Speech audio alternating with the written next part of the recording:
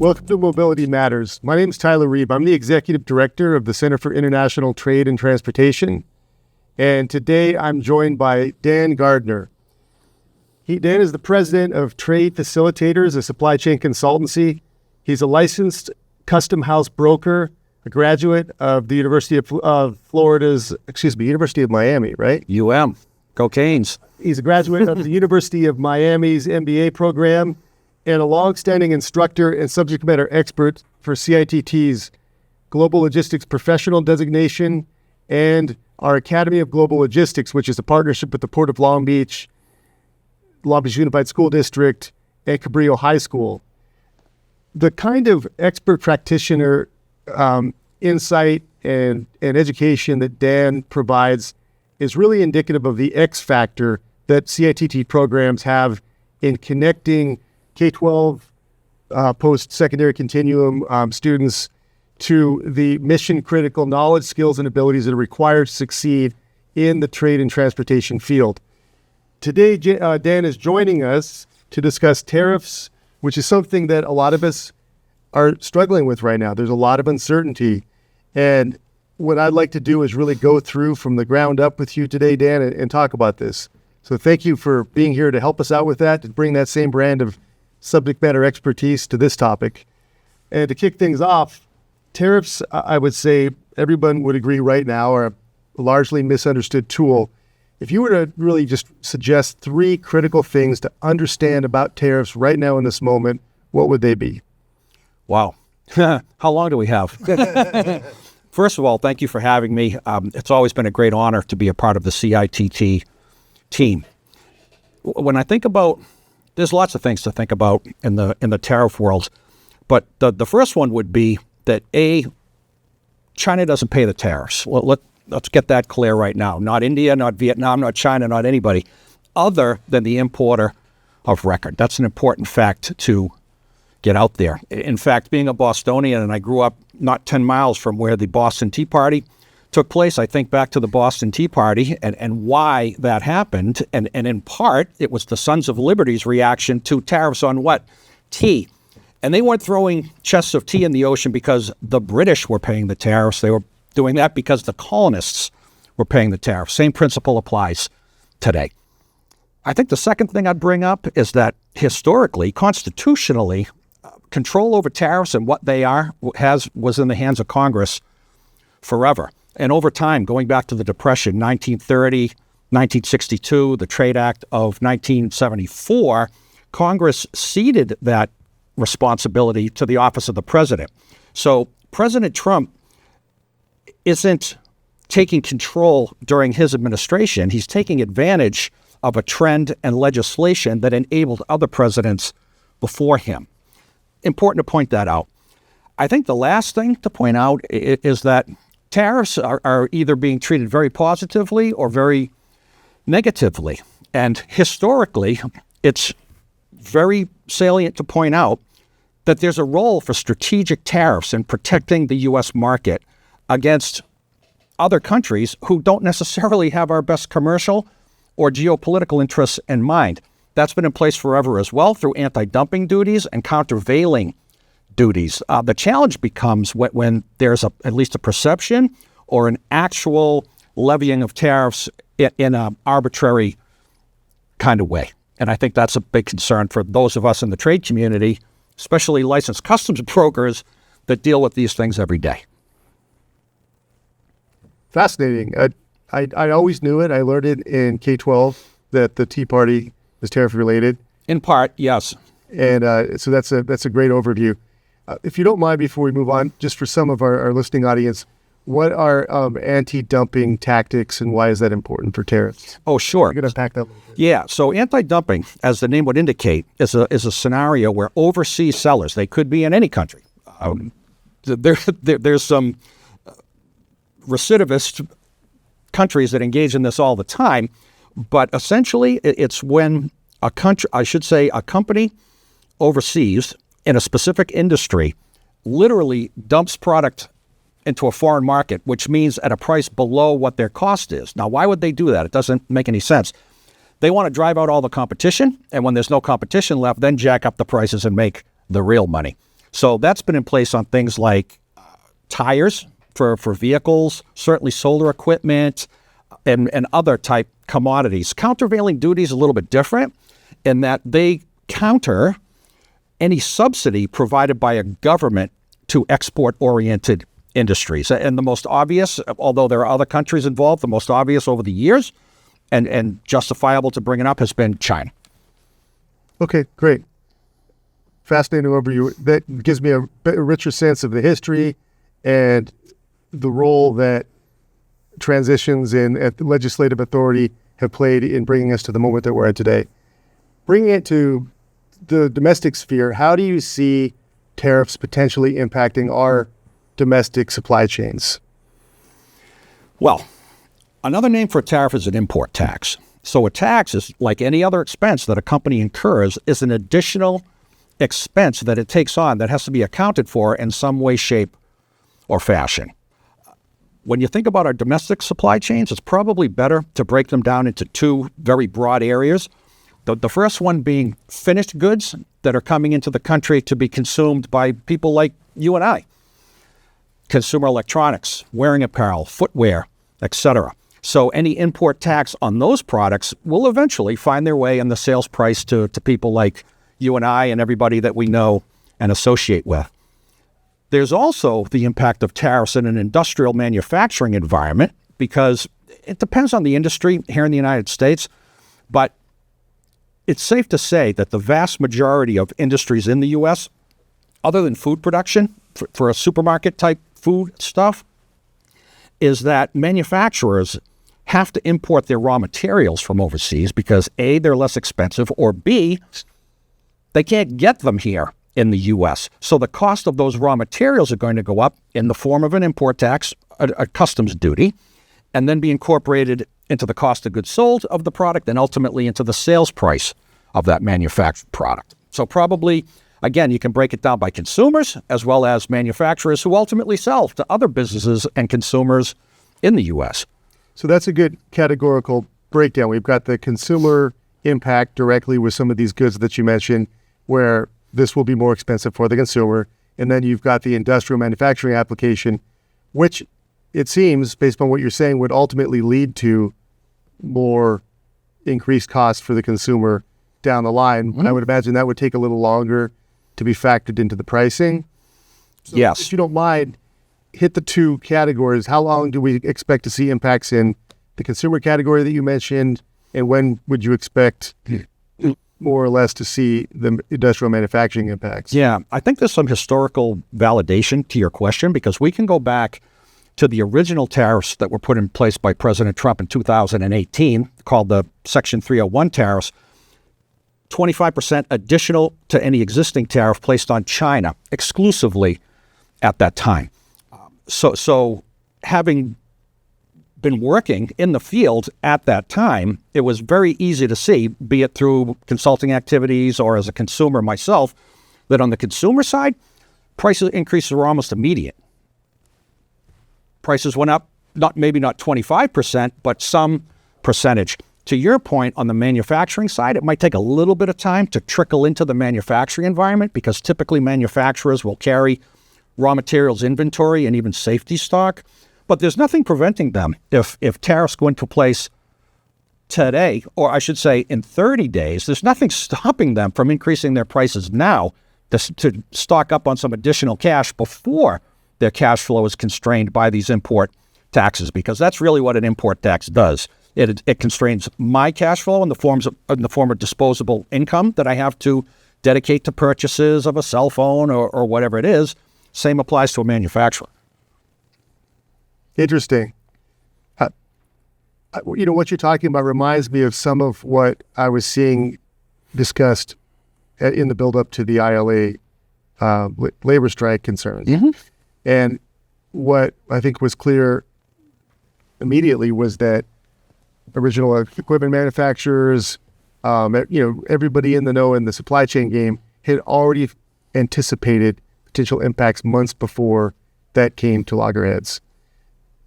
Would you say that some of the same kind of dynamics are in play here with anticipation of impacts on tariffs? There's no question. And what you're referring to, regardless of the inspiration, whether it's labor disruption or tariffs, it's referred to as front loading, where an importer can see trouble on the horizon and starts bringing goods in advance of their actual need. In the case of potential labor disruptions, and this happened on the East Coast too, it's not limited to just the West Coast union negotiations. You could see that clearly. The best proof of that now is, I think it was just yesterday. What's today? Feb, 24th? Yep. That yesterday, both the ports of Los Angeles and Long Beach announced record months. And typically in Feb, you'll see a little bit of a spike because of Chinese New Year and people trying to get goods in before CNY because it's a couple-week type of event. That's anticipated, but at these levels, record levels, that's front-loading. And it's not just goods coming into Southern Cal to stay in Southern Cal. They're put on the rail and shipped to everywhere across the United States. Great point. Just for our listening audience, CNY. Oh, sorry. Chinese New Year, which is not only celebrated in China. There are Chinese people all over the world, sure, in Vietnam and Singapore and Malaysia. So it's a continental type thing and even a global type event. And typically the dates will change, but it's a 2-week event, and importers will like to get all this stuff in before Chinese New Year begins. And again, that's an anticipated type of spike in import volumes, but that in no way explains the type of volume that the ports are seeing today. And when you think about that, I mean, that really does get to, I think, the art of the applied science of logistics. When you figure Chinese New Year, Christmas Day, Easter, all of these traditions and holidays shared by people all around the world are something that supply chain professionals consider when they determine strategies for when you want to move goods. Candy canes are worth a whole lot more before December 25th than they are after. Yeah. And I think that that's something that is probably glossed over when we talk about some of these macro trends. Another topic that if you could just touch on, I think for our listening audience, it's hard to track all of the various supply chains. It's not just one supply chain. There's supply chains that feed into our manufacturing, as you were saying earlier. There are domestic supply chains. So what would the impact be there with tariffs? Well, a lot of the domestic supply chain is driven by the international supply chain, which is to say all of these imports have to find their way from LA Long Beach or Savannah or New York, New Jersey to consumers in Iowa or Alabama or wherever they might be. So apart from what we already discussed, breaking down supply chain by consumers and by manufacturers, if imports decrease, because that's the ultimate effect here, because if things become too expensive, people aren't going to buy them. And if they're imported, the volumes coming in are going to go down. So that will have a ripple effect in intermodal rail when ocean containers are taken from a port and put onto the rail, which is a huge part of what LA Long Beach does. It will have an impact on trucking as well, because not everything goes by the rail. It will have an impact on domestic air freight. It will have an impact on the availability of warehouse space around the country. And again, if imports go down and as inventories are depleted, all that front-loading stuff has been fed into the network, the amount of space in warehouses is going to go up, and the amount of employment that companies engage in hiring warehouse people, trucking, air freight, intermodal, rail, etc., will go down. Intertwined. Totally. I want to get into a little bit more history, but we have to take a quick commercial break. So let's get back to it. We'll be back in just a second with more from Dan Gardner on the impacts of tariffs and what this means both domestically and internationally. We'll see you back in a second at Mobility Matters. Victor deployed for the first time to Afghanistan in 2003. At 4 a.m, my phone rang. They said, "I regret to inform you that your husband was wounded in action." Victor sustained a moderate traumatic brain injury. I was doing school full-time, and I was also then caring for Victor. One of the most important elements of caregiving is taking care of yourself. I just didn't want to forget that I also had goals and that I also had a life. What I did is I challenged Victor to meet me halfway. He asked all his therapists to help him undertake some of the house chores. There are almost 6 million military and veteran caregivers across the nation. We have our own journey, and we can fulfill that journey at the same time that we are helping our loved one. Visit aarp.org/caregiving for a free military veterans guide to navigate your caregiving journey. Life doesn't always give you time to change the outcome. Prediabetes does.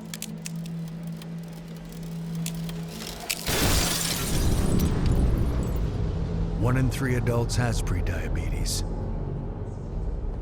and you could be one of them. There are usually no signs for prediabetes, so it's important to understand your risk. With early diagnosis, prediabetes can be reversed, and you can change the outcome. Take the 1-minute prediabetes risk test today. Go to doihaveprediabetes.org. Welcome back to Mobility Matters. I'm here with Dan Gardner, digging into the nitty-gritty on tariffs and trades. You mentioned earlier, Dan, that there's been a shift over the years in terms of really where decision-making authority lies with tariffs, and that it was historically more of a congressional factor, and this over the administrations, it's shifted to more of an executive determination. Trump, as you mentioned earlier, also previously in 2018 imposed tariffs. Some of those were maintained by the Biden administration. Where would you say, just from your viewpoint, the political sensibility in Washington on both sides of the aisle is in regards to tariffs? Has it changed? Is the discussion different than, say, 10 years ago? It's definitely different than a decade ago. And getting back to the constitutional piece, technically, the power to levy any type of tax, not just customs duties, is Article 1, Section 8, Clause 1 of the Constitution. Clearly states that this is the realm of Congress. So when you might ask, has the attitude changed, has the vibe changed? It definitely has, because President Trump has compelled people's attitude to not only change, but to become more vocal. Because over the years, post-World War II, moving forward, it was the U.S. Congress that approved a lot of the preferential duty programs that were put in place, like the generalized system of preferences. First free trade agreement was in 1983 with Israel during the Reagan administration, also approved by Congress. So the same people that are talking about President Trump's legitimate points about the U.S. giving away its markets without having access to foreign markets, which is a true statement, was caused by the same people, or at least the same entity within our tripartite government. They're the ones that were responsible for it. So to come back later and complain or jump on the bandwagon is probably disingenuous and cynical and hypocritical, to be perfectly honest. So it seems that the consensus about support for free trade, it seems on both sides of the aisle, has shifted. Can you point to any real driving motivators for that beyond just political wins? Well, I think the economic reality is that, be it a free trade agreement where there's reciprocal access to markets versus a preferential duty program where foreign countries can access our market, but we can't access theirs, there's a big distinction to be made between the two for that very reason. But the fact remains that we as a country for 30, 40 years don't export nearly as much as we import, which creates a trade deficit, the vast majority of which we've experienced with China. $30 billion a month trade deficit with China forever. So again, you have to look at it in a historical context and recognize there are certain truths associated with this exercise. As we as a country sacrificed our manufacturing capabilities and outsourced it overseas and sacrificed that capability on the altar of consumerism, the U.S., not the government, not business, not academia, didn't do anything to prepare the American worker for the transition from a manufacturing-based society to a service-based society.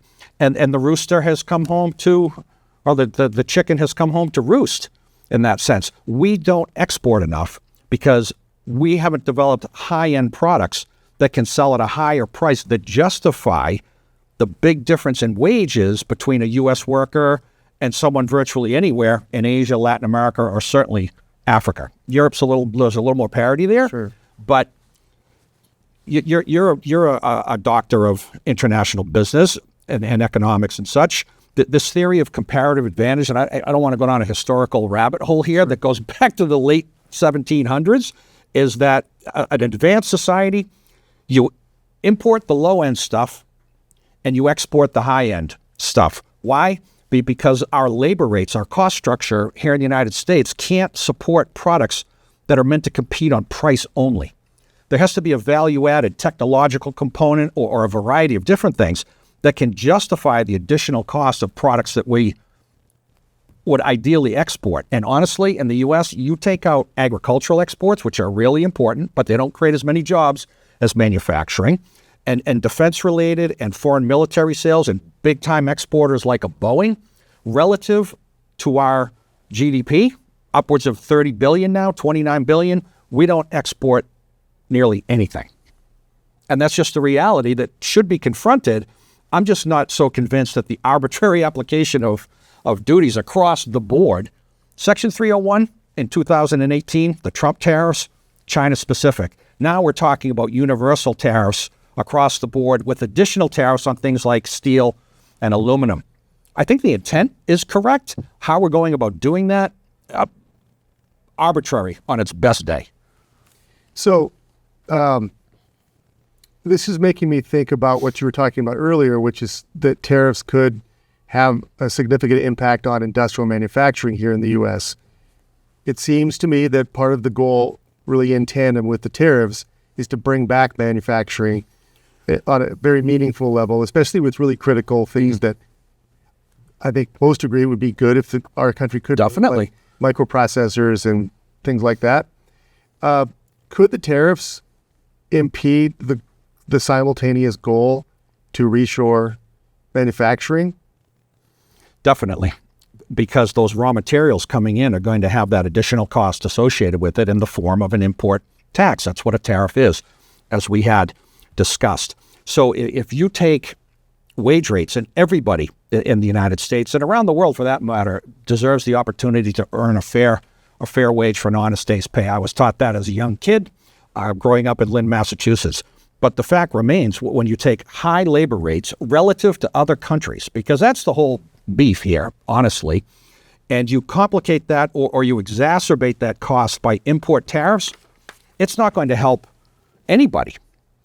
Now, on a broader scale, if you think about jobs being created in manufacturing, and I worked manufacturing as a youngster, as did my father, with a 4% unemployment rate, begets a very simple question. Where are all these workers going to come from to take up all these higher paying jobs? So if they come back from the service sector into a manufacturing environment, companies in the service sector are going to have to do what? Pay more to attract people to work in services. Now you get into this wage price spiral, a classic economic, it's not even a theory, it's a fact, where costs go up, you have to pay more. You have to pay more, you have to raise your price of your products. And that wage cost spiral is going to have take on a life of its own.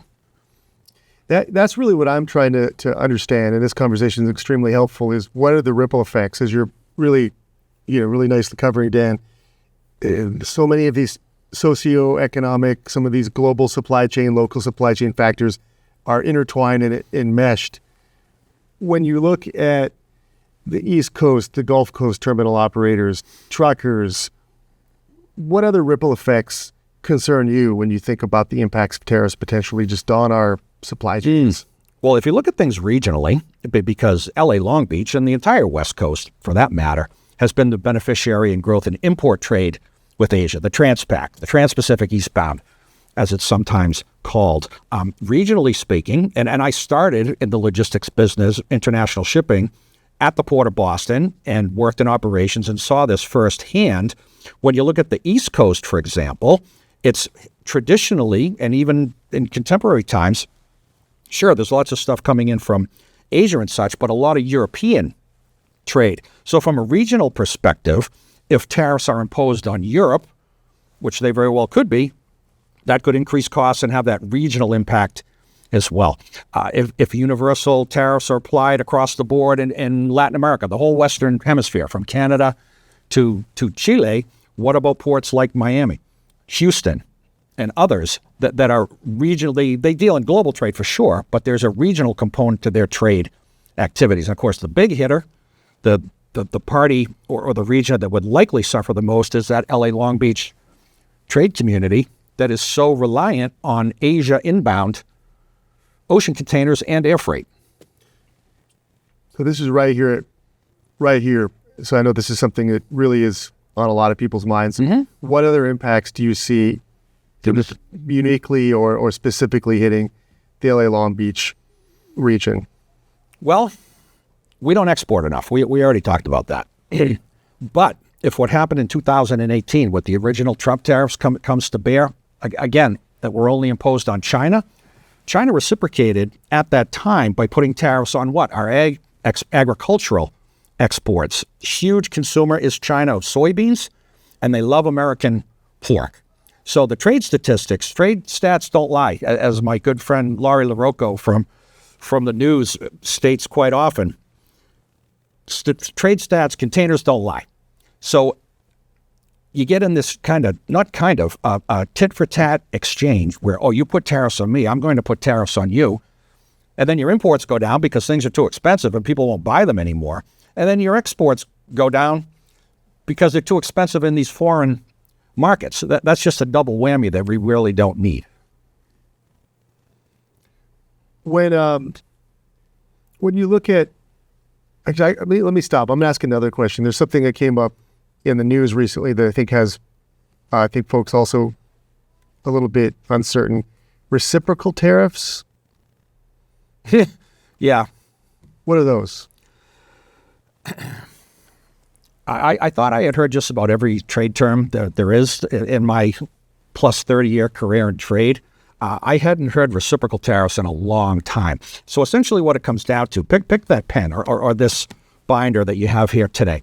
Let's say that this coming in from, pick a country we haven't talked about yet, Malaysia, pays a 5% tariff in the United States. If we were to export this, which we never would, because you couldn't have these made in the United States if, your entire commercial future depended upon it. But if we were to make them here and export to Malaysia, and their tariff was 25%, that 5% that we charge just went up to 25%. That's what is reciprocal. So whatever the other guy or lady is doing, that's what we're going to do. So quid pro quo tariffing. At an extreme. Yeah. And that represents some administrative challenges. And I wrote about this in a public forum, in a public article, that the way the U.S. International Trade Commission, which runs how the tariff system is managed, basically, along with CBP, that collects the monies from tariffs on behalf of the U.S.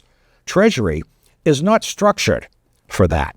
So when this talk of reciprocal tariffs came out, 3 weeks ago or so, the first thing I said, because again, as a licensed customs broker, I deal with this stuff all day long. This is my work. So the first thing that occurred to me was that the harmonized tariff schedule, which again is where all the tariffs appear and what have you, is not structured to accommodate reciprocal tariffs. And this is speculation on my part, but I'd be willing to bet at a high probability that the reason why reciprocal tariffs are being studied is because somebody told somebody else that this can't be done overnight in terms of structuring the tariff schedule and collecting the monies due. You cannot do that. That's a 2-year gig. So just a very unwieldy thing to implement. Good way of saying it, yes. So I see that tariffs are in play everywhere, but one thing I thought we could do is as we come to a close here, is do a little bit of kind of rapid fire responses to how specific tariffing on certain countries could impact it. So let's just start with China. What would you say the big impacts of Chinese tariffs would be? A lot of the product that is sourced in China, you can't get anywhere else, literally, be it raw materials or finished goods, at least not the price that people are willing to pay for it. So product is going to become so expensive that people are just going to stop buying it, whatever it might be. There's the reciprocal tariffs against our agricultural products as another example that China already did. So it's fairly predictable what their next move is going to be. So that would be my first reaction on China. You just can't make the assumption that, as an importer, I've been buying merchandise in China for 30 years, and all of a sudden I'm going to nearshore, as it's called, and start buying the same product in Mexico. It doesn't work like that. I spent a lot of time in Mexico. I was just there 2 weeks ago on a sourcing trip. The biggest erred assumption that companies make is that they can just pick up and route up from China and go to Mexico or anywhere else for that matter. There's just certain stuff you can't get at the quantity, quality, and price that China has. So you unplugged from China. There's a delay in finding a nearer alternative. Let's say a couple months, a couple weeks. It seems that would, as you say, either just stop the purchase entirely, which is going to diminish our global economy and our domestic economy on some level, but also just break down the flow of goods. Seems that our global supply chain works well when it's continuous, there's continuity, things aren't disrupted all the time. What is that, just on the macro level, what does that kind of disruption do, that kind of uncertainty where there was a working system? I know there's a lot of debate, but the system did work. It is disrupted. There's delays in finding a new alternative. Is that more inflation? Is that just diminished commerce? I mean, what would you say the big macro impacts would be? Yeah, I learned something from the 2018 episode with tariffs because I mistakenly thought that the increase in tariffs just on China would be enough to trigger inflation. They weren't. But that doesn't mean the cost wasn't passed on to the U.S. consumer, because as we were discussing earlier, inflation by definition is a monthly or yearly or even weekly increase in prices as measured from last week or this time last year. You don't need inflation for stuff to become more expensive, because prices can just go up and stay there. That's not inflation. That's just goods are more expensive. So I think that's people are maybe, and again, I made this mistake myself, to tie in inflation with tariffs. The big difference with tariffs then on China and now, which could trigger inflation, is that President Trump is talking about universal tariffs in a multitude of ways. Section 301 tariffs, Section 232 tariffs on steel and aluminum, BRICS tariffs on Colombia, tariffs on Panama, the list goes on and on. So the original reaction to China tariffs was, and a lot of Chinese companies did this, they just picked up their brick by brick, literally, and moved to Vietnam, who has normal trade relations status with the United States, which means that they get not a preferential duty treatment for their goods coming into the U.S., but the same treatment anyone else would get that gets normal trade relations. So there's an element of that. But it's not so easy to pick up from China and just go anywhere overnight, be it Vietnam, definitely in the case of Mexico.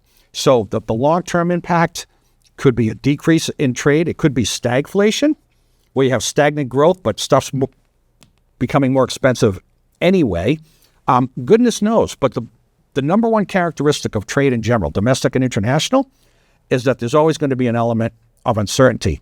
You know, if you want to be a complete pessimist, you could say that international trade is one big giant exercise in risk management.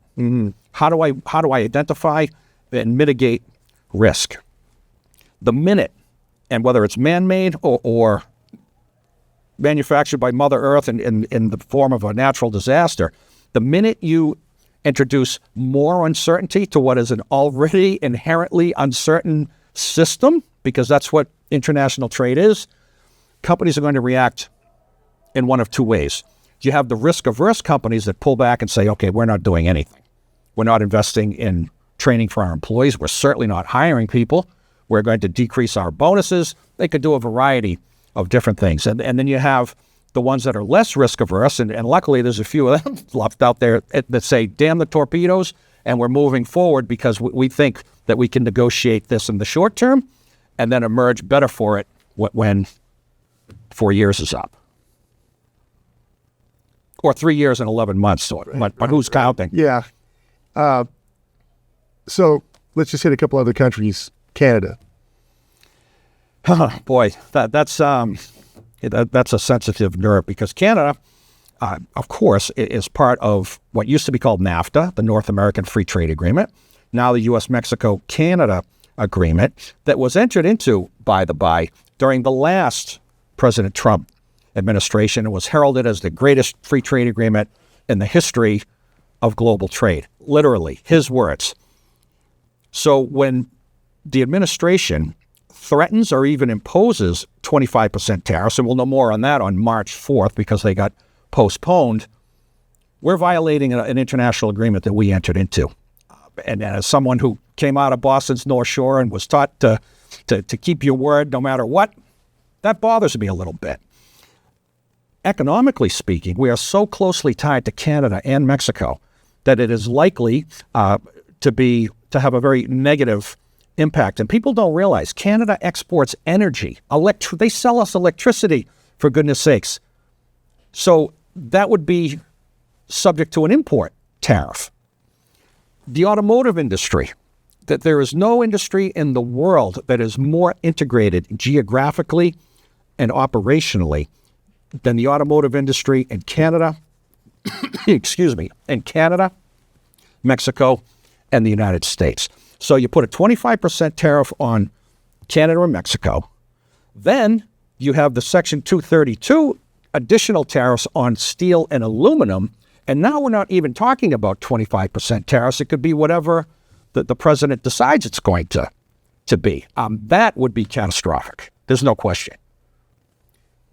And with Mexico, in addition to what you already said regarding NAFTA, are there any specific impacts that you see there with the tariffs? Oh, sure. Mexico has been a big beneficiary of NAFTA and USMCA, going back to our earlier point where the U.S. hasn't taken advantage of these trade agreements because we don't export as much as we should or are capable of doing. So could you make the argument that Mexico came out on top in terms of job creation? I think statistically that's a fair thing to say. But when you reverse these policies or impede these policies in the form of a free trade agreement through additional tariffs, what's going to happen in these countries? Well, the products are going to become more expensive. In the U.S., the largest exporter of flat-screen TVs to the United States is Mexico. So, if you want to engage in your own front-loading, as we talked about before, go to Best Buy now and get your flat-screen TV, unless they already raised the price in anticipation of these tariffs coming in. So there's the expense component here, but from a systemic perspective, one of the best ways to keep people from coming to the United States without the proper documentation and permission is to give them a reason to stay home in a safe environment where they have a job and some dignity and the hope of creating some generational improvement over time. So imagine a scenario, because it's not just Mexico, it's the entire Western Hemisphere, because the U.S. has free trade agreements with Canada, Mexico, all of Central America, the Dominican Republic, Colombia, Peru, and Chile. So if trade is impacted and job creation or job retention goes down in these countries, could one make the hypothetical argument that they're going to uproot and start walking to the United States and hope for a better chance? Maybe a little fantastical, but not entirely out of the realm of possibility. This has been very illuminating for me because when we talk about applied social science, studying just social economies, we hear the term wicked problems. When there are so many interrelated problems, it's a rat's nest that you can't untangle. And just hearing your observations today, Dan, it's making me realize that there's a great deal that we need to consider as we evaluate, what's going to happen with tariffs moving forward in the weeks and months ahead. My closing question always in any interview is there anything regarding tariffs and trade that I didn't have the wherewithal to ask you about that you feel is worth mentioning before we wrap up? No, I think it's been a great conversation. What I would like to reiterate to anybody watching this, or at least state, because I haven't said it emphatically, is that there is a place for customs tariffs. We talked about this, countervailing duties, anti-dumping. Not every country in the world has our best commercial or geopolitical interests in mind, and we have to deal with that in a realistic fashion. So there is a place for the strategic use of tariffs and customs duties. The arbitrary universal application of customs duties are across consumer goods, raw materials on manufactured goods, and the reciprocal tariffs that we'll face against in places like China or Europe or where have you, it isn't going to work out well at all. Well, I look forward to continuing discussing this with you, Dan, and thank you very much for joining me. Likewise, thank you for having me. This has been a great, informative discussion today. Thank you for joining us for Mobility Matters. Stay tuned for upcoming episodes. I'm Tyler Reeb, and join us again. Thank you.